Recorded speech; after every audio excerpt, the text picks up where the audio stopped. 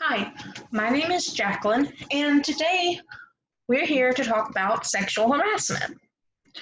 So, what is sexual harassment? Sexual harassment is going to be any unwanted or unwelcome sexual behavior that interferes with your life. It's going to be behavior that you do not like and you don't want.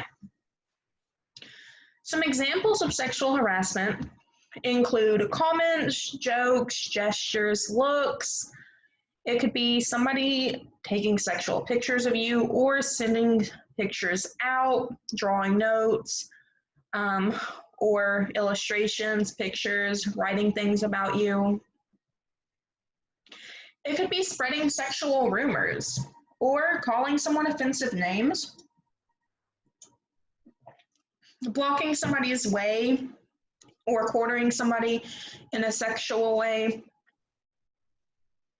spying or watching someone as they change clothes or as they take a shower. It could be touching or grabbing somebody in a sexual manner, or intentionally brushing up against somebody and doing something sexual. It could be somebody pulling at your clothing to reveal parts of your body, or forcing themselves on you in any capacity. So, some of these examples, though, may sound like things that sometimes people do, and it's not done as a form of harassment. So, if that's the case, then that person would probably be flirting. For example, if somebody were to make comments about your body or something like that, it could be sexual harassment, or it could be that person flirting with you. So, the difference, though, is that flirting feels good to both people who are involved. So, if what they're saying is making you uncomfortable, then you may not consider that flirting. And that's perfectly fine. Sexual harassment doesn't feel good to the person that it's being done to the person who is being harassed. Sexual harassment is in the eye of the beholder, means that the person the action is being done to gets to decide whether or not they're okay with that. So, for example, when I was in middle school, there was this boy who sat behind me, and honestly, I think that he liked me. Every day, he would rip off like pieces of like notebook paper and wad it into balls and throw it at me, like the tiny little balls. And at first, it was something funny. He was doing it to get my attention, and then we would talk.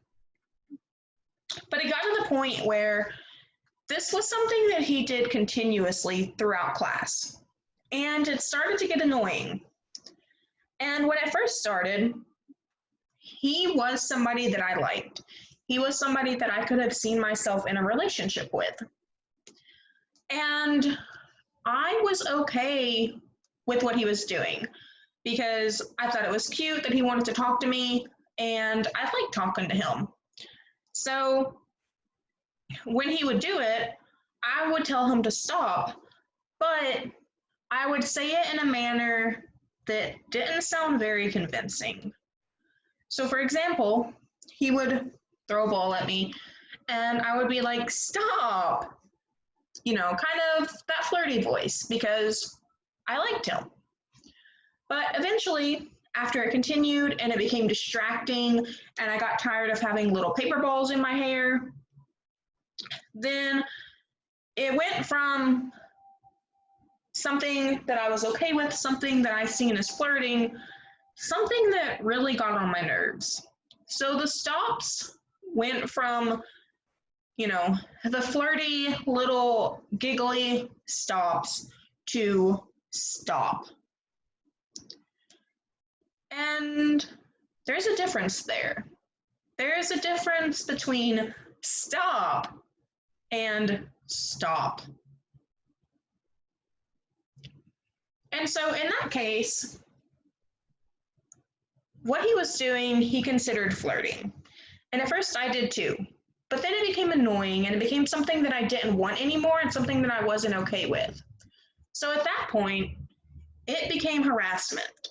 And I eventually moved across the classroom and sat on the other side away from him so he couldn't bother me anymore.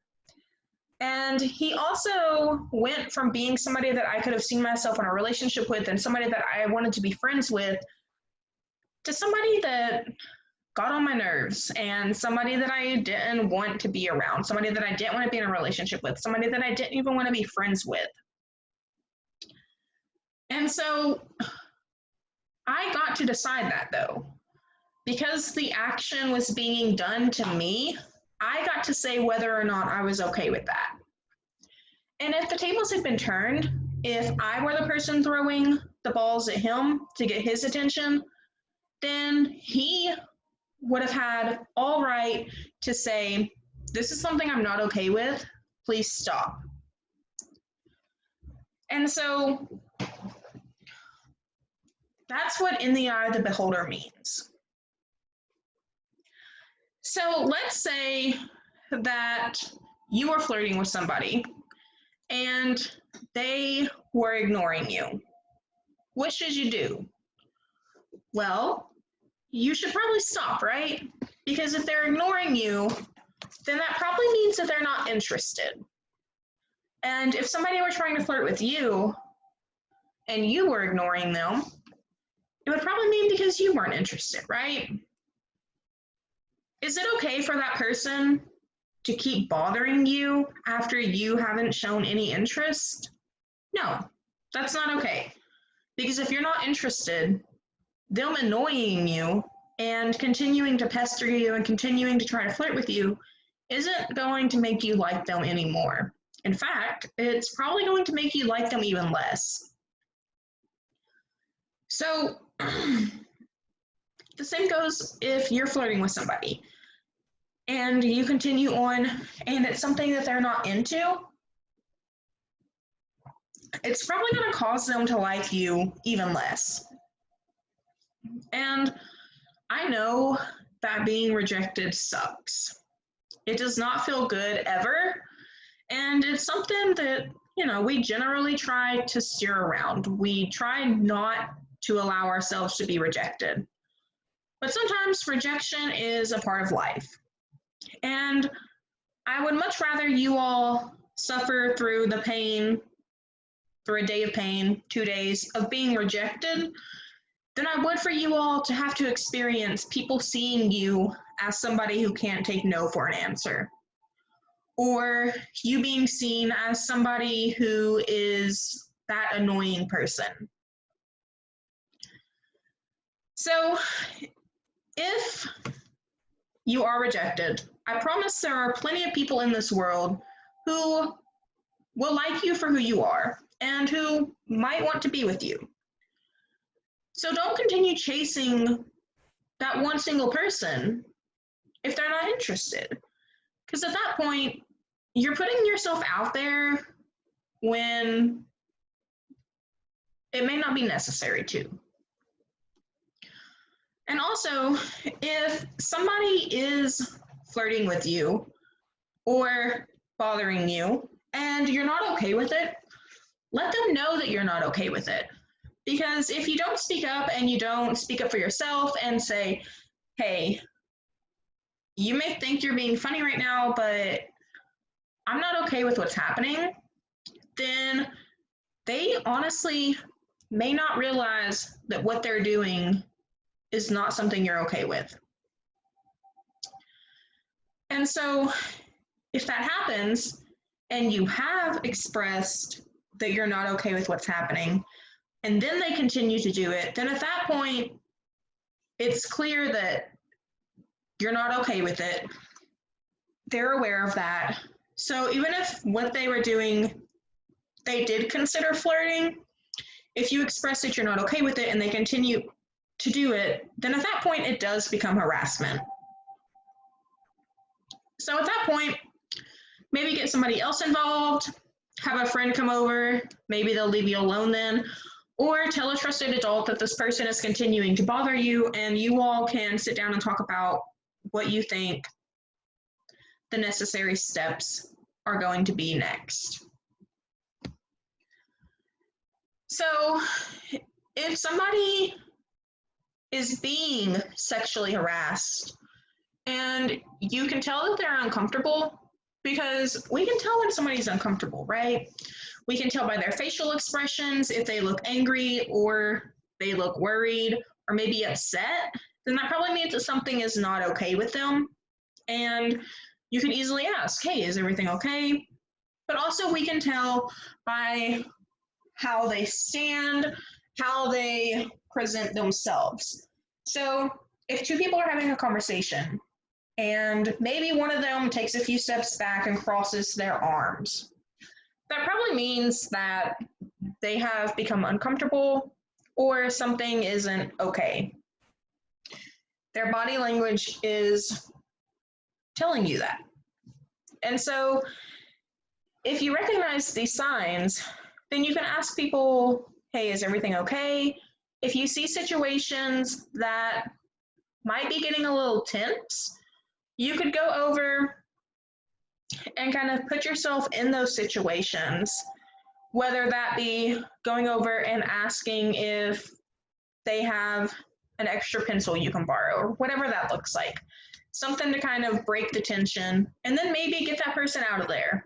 So that could look like, hey, I can't get my locker open. Will you come over and help me?